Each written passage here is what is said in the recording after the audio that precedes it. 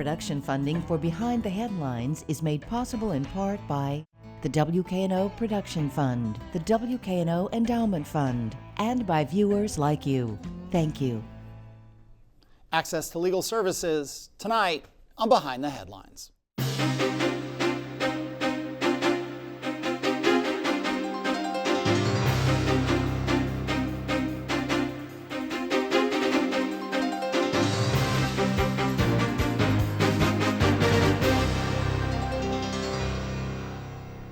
I'm Eric Barnes with the Daily Memphian. Thanks for joining us. I am joined tonight by Claudia Williams-Hyman. She's a staff attorney with West Tennessee Legal Services. Thanks for being here. Thank you for having me. Constance Brown works with Access to Justice with the Memphis Bar Association. Thanks for being here. Thanks for having me. I'll start, I think, with both of you, and I'll go to you first, Claudia, and talk about what West Tennessee Legal Services, which is relatively new to Memphis, right. Not new to West Tennessee. What, in 30 seconds, the snapshot of what you all do, and then we'll go deeper on that. Yes, so West Tennessee Legal Services, we provide low-income civil legal services to people in previously 17 counties in West Tennessee, so we've been in this area for a very long time. However, we recently expanded our services to include Shelby County, Tipton, Lauderdale, and Fayette. And those services are mostly civil, not criminal, or do I have that wrong? No, that's absolutely right. There are ways in which we assist people. So, for example, with criminal expungements, we do help people as it relates to their criminal history or clearing up their record. But our services are primarily civil. And we'll break those down more as we talk. But let me go to Constance. The Memphis Bar Association Access to Justice Committee. It's a mouthful, but what does that boil down to? So basically, my position is the chair. So I serve as a liaison for the different legal aid services that we have in our community. So that would be West Tennessee, that would be Memphis Area Legal Services, that would be Community Legal Center. So I meet monthly with all the representatives from each organization, and we plan different initiatives throughout the year. So we host legal clinics, we partner with different organizations, we do outreach in the community to find out what that need is, and we try to curate our clinics and our different initiatives around that identified need. And then bring in attorneys from, you talked about those organizations, but it could also be people at a law firm in town doing pro bono work or that kind of thing as well. Absolutely. So we love to recruit from our firms. We love to recruit from legal services. We also have a need for non-lawyers as well. We have needs for intake. We have need for just people to help us make sure the events run smoothly. So you don't necessarily even have to be an attorney to help out.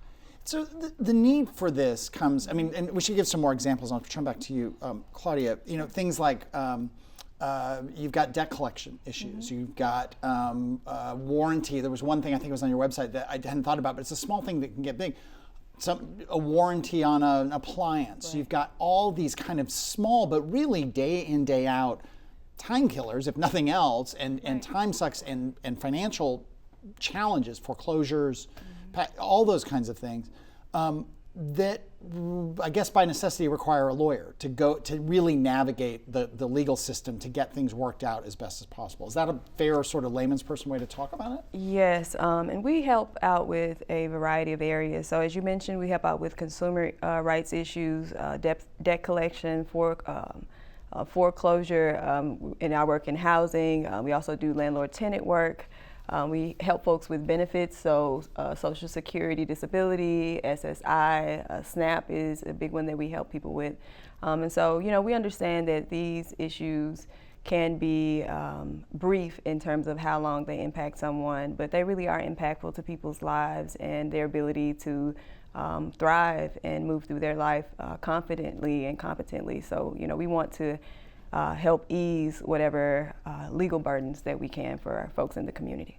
And is it, I think about these things, if you've got to go to court and address, that whatever one of these issues you just talked about, that's also a huge time, you've got to maybe take time off work, you've maybe got to find childcare, somebody else has to get kids to school, you've got to work out your transportation. All those things are beyond the legal services that you all provide. Is that part of your purview in terms of how you're trying to help people, or is that not? It's something that we think about. So our primary point of intervention with people is the legal piece. That's really our specialty and what we're here to do. But we do think deeply about those other intersecting issues that often affect people's ability to show up. So like you mentioned, we think about childcare. We think about ways that we can work with other community organizations who sort of specialize in areas that we don't necessarily provide services in, but we want to be able to work with people to sort of provide as holistic assistance as we can. So I'll go back to you, Constance. I mean, similar questions of, somebody who's dealing with one of these issues, maybe it's snowballed. They've gotten a second, third, and fourth warning from a company. They are confident that they're not in the wrong, but they don't have that time to deal with it. And then once it's legal, it's a daunting system to deal with. So as part of what you're trying to do is say, hey, it's daunting, but there's free help, but you've got to engage on this. You can't just keep throwing away the notice. You can't. I don't mean that casually. Right. I just mean that life is what life is, and maybe people, they don't understand or don't know that they have an option other than, and I hate saying it, but ignoring it. Right. So it has been my experience that a lot of people, they do ignore it, not because it's not important, but because they do not know what to do. So we try to be really proactive about marketing our different clinics. And I want to add to your point about childcare and like people having to take off work to attend certain clinics. So that's why with the MBA, we partner with MAL specifically for our second Saturday legal clinics. We have it every month at the Benjamin Hooks Library. It's totally free. Some people, they are off work on weekends, so that's like the perfect opportunity for them. And sometimes there is a courthouse clinic, attorney of the day, where you can also go and receive free legal advice on issues. So if you have a lunch break, like in the middle of the day, you just slide through the courthouse and speak with an attorney and see if they can assist you. But I like to actually have like a forum where people can talk, and not all the time are they able to have their legal issues resolved at the clinic, because sometimes it requires actual representation. But at least you've taken the first step, and now you're in an environment around individuals who have the capacity to take on your case maybe pro bono on their own, or at a reduced fee, or maybe at a full price, and there are payment plans. But at least now you know there are options, like you said. So that's what we try to keep in mind when we have these clinics and we have different events for the community. For Claudia, the family law, family issues, whether that's divorce or that's custody, those ones, where do you all intersect with that? Where are the limits with that? That stuff can be very complicated, very emotional, very difficult. And so where are the lines around those very tough situations? Yes, and I think speaking to what you were mentioning before, especially with family law issues, there's such a high level of emotion. These issues are very closely held to people. We're talking about their family, we're talking about your children, your household, and so our family law practice is very much about sort of supporting the family stability, helping the family figure out solutions, whether that's with divorce, assistance with a divorce, with custody issues.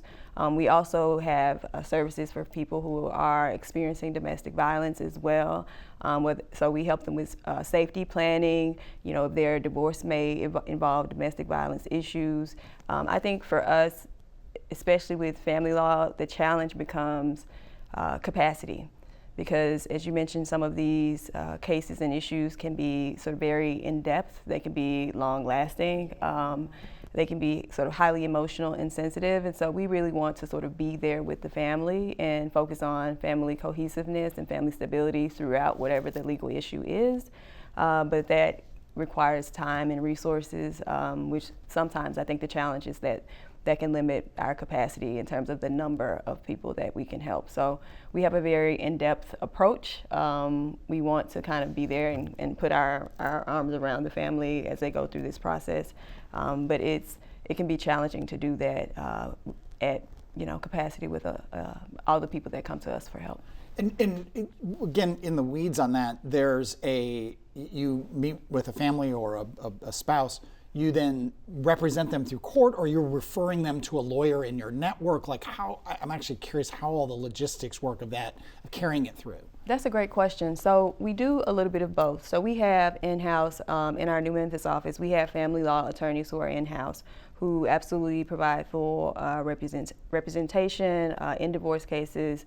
Also assist with custody issues, whether that's mediation and helping the family sort of work through challenges with custody issues, or whether that's court involvement. A part of my role as pro bono staff attorney is, when we have cases that, either we don't have anyone who has bandwidth to take them, or it's a particular issue within family law that maybe we don't have a specialist on staff. That's a part of what I do. I go out and recruit attorneys in family law, but of course across various areas to lend us their expertise to come in and help those families. And so we also allow attorneys, regardless of what their practice is during their sort of day job, maybe they're in finance, or maybe they're in housing, or maybe they're a bankruptcy attorney. Regardless of what they do during the day, we give them the opportunity to come in, and if they have a desire to sort of help families that are going through this issue, we'll provide them with training on family law issues. We provide them with staff mentors who are there, who have the experience, and they can talk to them about, so if you see this issue, this is a way that you can deal with it. And also, you mentioned before, I love what Constance said about sometimes the challenge is maintaining connection with people as they go through this really difficult time. So maybe that attorney, is not accustomed to working with people who are going through very emotional and challenging issues, and they might reach out to us and say, hey, I can't get in touch with this person. So sometimes the way that our team helps those private attorneys who volunteer with us is really sort of in an advising role. We want them to build their skill set in whatever area they're working in with these families, but we also want to be there with them through it to ensure that the family is still receiving the highest level of care that we can offer. It's interesting to me, Constance, the position you're here, by day you work for the City of Memphis, a lawyer. You're not here in that capacity. So you're here in a volunteer position, right, with the Bar Association. And there's a whole lot of, I have lots of friends who are lawyers, and it's a big part of the culture of lawyering. Not that every lawyer does a ton of pro bono work, but why? I mean, is that just at the root of the legal system? Is that something you learn in law school that you're gonna do this? Where does that culture come from, and people embracing going way outside their corporate law background to help a family in need, or to help someone with some debt issues, or whatever is going on? I'm so glad you asked that question. Yeah. So it's not a requirement. We don't require that lawyers have a certain amount of pro bono hours, but we encourage it. We encourage it because I like to say this all the time. Attorneys, we have a skill set that a lot of different careers don't have. We're able to help alleviate burdens. We're able to advocate and be compassionate and actually have a good understanding of the law to help people through these issues. A lot of attorneys, when I used to be the managing attorney of pro bono in Memphis Area Legal Services, I would encourage attorneys to volunteer to make it more attractive. I would say, this is a way that you could really diversify your skill set. You can learn an area of practice that you don't do on a day-to-day. Like Claudia said, even though it may be a family law issue in front of you, you may be a tax attorney, but we have CLE, continuing legal education opportunities that can help you gain what you need to actually participate in a family law clinic, for example. We also encourage mentorships. So maybe we could pair you up with a more experienced attorney. It's a great way to network, just a great way to build, like I said, build your skill set. And also it feeds your soul. You're giving back. Yeah. Go ahead. On that theme. Yes, that is so important. Two things I'd add to that is we also provide volunteer opportunities for law students. So, for instance, a few weeks ago we participated in the University of Memphis Public Interest Law Fair, where we have these incredibly talented students who are here in the city. They want to give back to the city where they've come to sort of get their legal education, and we enjoy being able to give them that opportunity. So in addition to attorneys, we have trainings for law students as well. But I also think, pro bono is sort of a shortened version of pro bono publico. A lot of people think of it as, free legal services or the free part of it, but it literally translates to for the public good. And so I think a part of what we strive to do is remind people that that's really what this is about, using your skill set, using the profession that you've that you've learned and that you've become a part of to serve the community and to serve the common good. And is part of it, and I don't mean this as cynically as it's going to sound, but I mean there's a certain amount of, people go to law school, they come out, they've got a tremendous amount of debt, they've got family, they're going to make money, and often those jobs are going to be maybe not on that public good side. I'm not saying it's bad, I'm not beating up on lawyers, but is that part of the appeal, is like, look, this more closer to the idealistic notion of the law and doing good, you can tap into that here while you're also paying down your student loans and supporting your family and working in a perfectly good and honorable job. Is that the balancing act you're trying to appeal to? I definitely think that's a part of it. We try to be realistic about, there are, I love how you framed it. There are, I guess I would think of them as maybe like side effects of joining this profession. It is a very expensive education. Not all attorneys sort of start with law school. For me, example, I was working in research, so I have a master's in sociology, so I was in research and in a completely different area before coming into the law. Many attorneys have careers before the law, so many of us have really dedicated our lives to education, and there is a cost to that. So, I am not here to judge how anyone decides to take care of their family.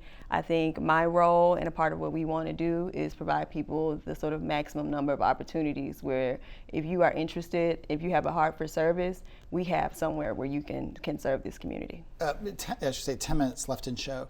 As lawyers and working in this space and doing other things and having done lots of other things, do you, again, I don't mean this as cynically as it's going to sound. Do you sometimes look at what the folks you're working with, the people in need, and you look at it and you say, man, this legal system sure puts a lot of hurdles in place for these people who can't afford to solve a real problem, but a pretty small problem? I mean, does it bother you as a lawyer that the legal system can be so daunting? It bothers me as a lawyer. It bothers me as a human. There have been many times I have cried because, you hear some of these issues and you're like, we have the tools, we have the skill sets. If it was us, we could get out of it. But you hear it and you hear how long it's been going on and your heart just bleeds for people. I would say one of my most specific examples would be expungements. You have so many individuals who they may have committed like a crime when they were 20 and now they're 60, 70 so years old, and they say, well, I made a mistake, and does it roll off with the years? And how the legislation is set up today, it does not. There are just certain qualifying misdemeanors and certain qualifying felonies, and that's the only thing that we can work with. But if we can, and in our capacities, we can't really advocate for policy change, but we can make people aware by having these clinics, and those who are able to advocate, they can advocate for shorter waiting periods. Maybe we can lessen the time. Instead of waiting 5 years before you're eligible, or 10 years or 15 years, we could reduce that down. Maybe we could have a broader scope of offenses that make it eligible for people to get an expungement, because when you have your record cleared, you're able to get housing, you're able to get employed, you're able to have that stigma erased that's been following you for so many years. Some people say, I've had a job, this doesn't stop me from working, but I hate that it's on my record. So when you hear that and your hands are tied by legislation, it can be heartbreaking. I'm going to switch back into some of the specific areas, and one that I made note of is elder issues and senior citizen, aging population. Everybody, as my parents have got older and friends around me, they get older, there's a whole system out there that preys on old people in terms of signing up for things, phone calls. Where do you see the big problems and where you are able trying to make the biggest impact with senior citizens and the challenges they specifically face?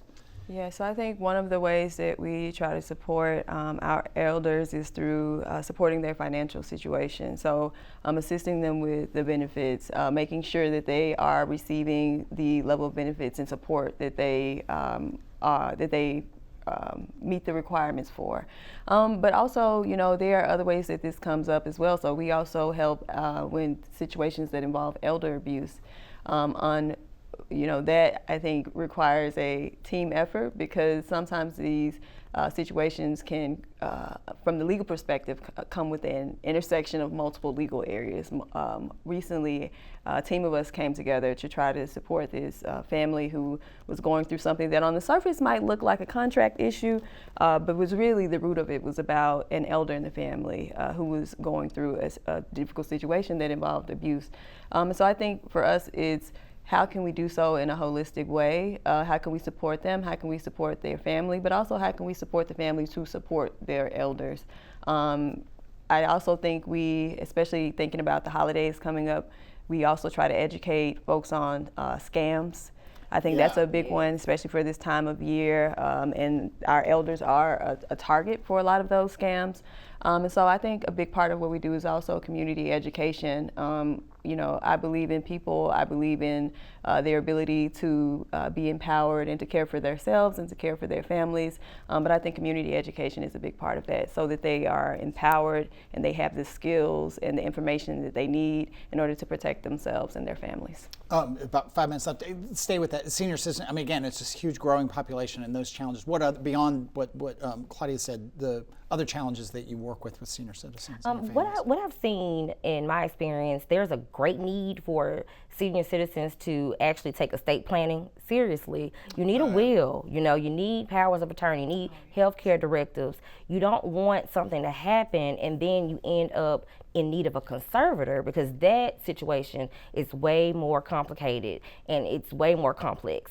And so I try to tell individuals, please find someone that you trust. The person you trust with your health care, you may not necessarily trust with your finances. So just make sure you have those people lined up. Anything can happen, and that's just not even specific to elders. That's any of us too, right? Like we need to actually take that seriously, because you don't want people to be concerned about how are we going to distribute property when we're supposed to be planning a funeral, when we're supposed to grieve. Like that's just really something I really wish we could emphasize more. So a large part of what, if I'm appointed again to be the chair, I want to focus on in 2025 is more estate planning focused outreach. Yeah, absolutely.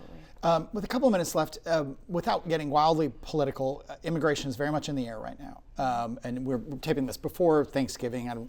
So this has been a week plus before it airs. Do either of you? I mean, the work you all do with immigration now is what, and how do you expect that might change with the new administration coming in? I guess I'll give you that one first. Yes, so immigration is not one of our core areas that we focus on at this time. However, we try to be a very needs-focused organization, and we try to respond to the needs of the community.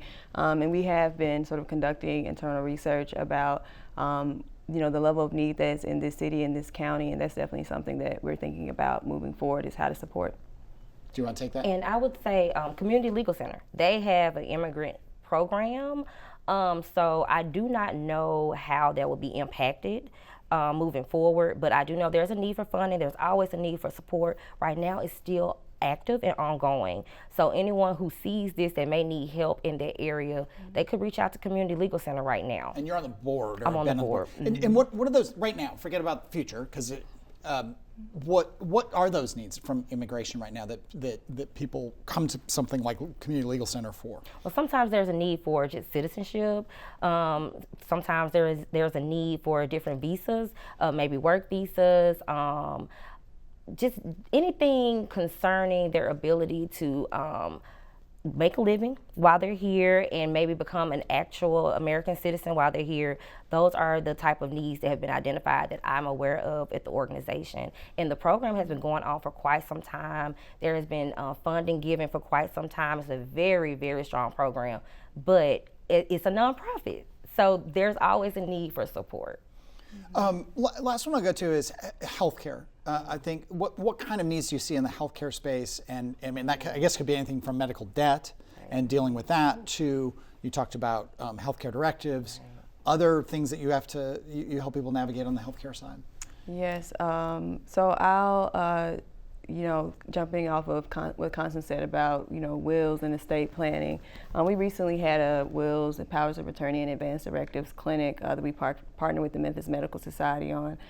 So I think a lot of issues that we're seeing with healthcare are about planning and about information and making sure that folks have the best information to make the best decisions for their future. Other thoughts?